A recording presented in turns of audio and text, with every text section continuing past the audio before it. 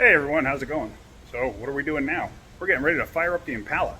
So we're going to push this thing outside to do this because I don't want to get the whole shop filled up with smoke and everything else. I guarantee you this thing's going to smoke at first.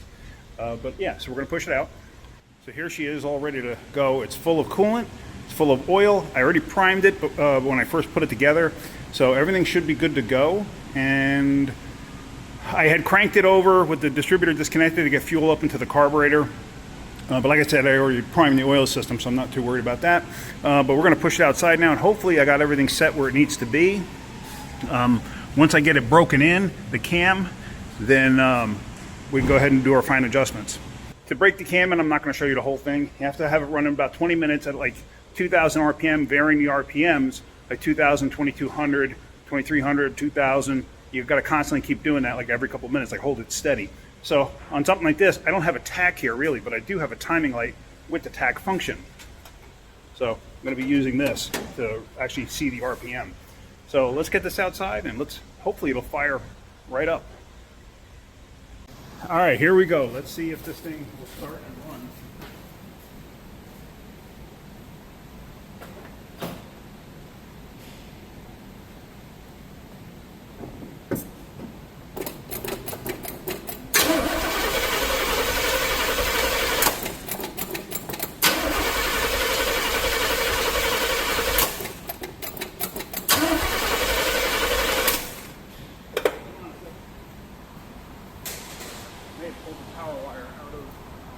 Yes, I did. I pulled the power wire out of the distributor because I was doing something.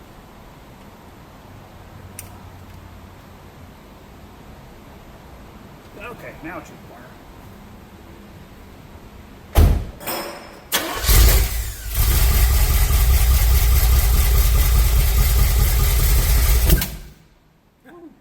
Timing's a little off. Let's see. Timing's a little bit off.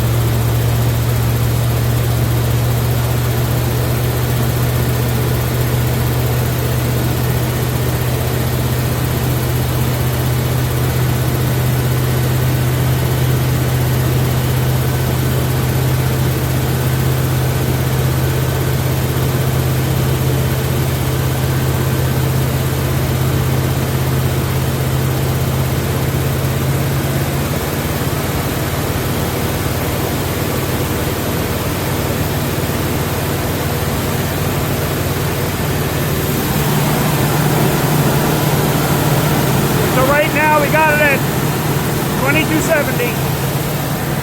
So I'm going to let it break in.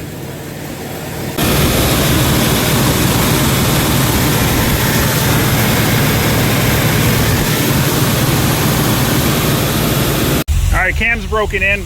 I did actually shut it down mid break-in and hook an oil gauge to it. Because I think the brand new oil pressure switch I got failed. Because I happened to look inside and all of a sudden I saw the oil light was on. I was like, oh, shut it down. So I shut it down because I know I had oil pressure because I had checked it when I primed it.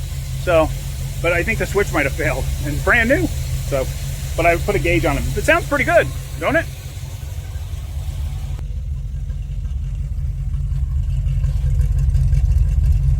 A little rumble to it. Yeah, you know, oh, here's what's wild. With no oil pressure switch, the oil light that's over in that corner is not on. So the distributor was off a tooth. I still got to straighten that out.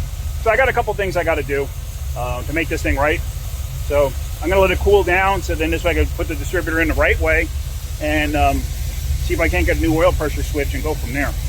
So all right, let's get this thing inside. All right guys, so I'm actually ending that video there. I'm out of commission for a few days. but I'll be back into it probably Monday or Tuesday. I'm not quite sure yet. I did straighten out the distributor, got that in right. I didn't make a video on it. We had way too much noise in the shop for me to actually cover doing that. But But yeah, so a bunch of you have also commented about how I didn't show you adjusting the valves. I did hit on that little short video. And yes, I did not show you adjusting the valves, and I apologize for that. The video that I made for that, it was technical difficulties, and it wasn't worth showing. However, I do have something coming up here real soon about showing you how to adjust valves. So it's the same exact process as what would have been on that motor. Engine. So, all right, guys. Hopefully you're getting something out of my videos. If you are, hit that like button. If you could, please subscribe. All right, have a great day. Keep wrenching.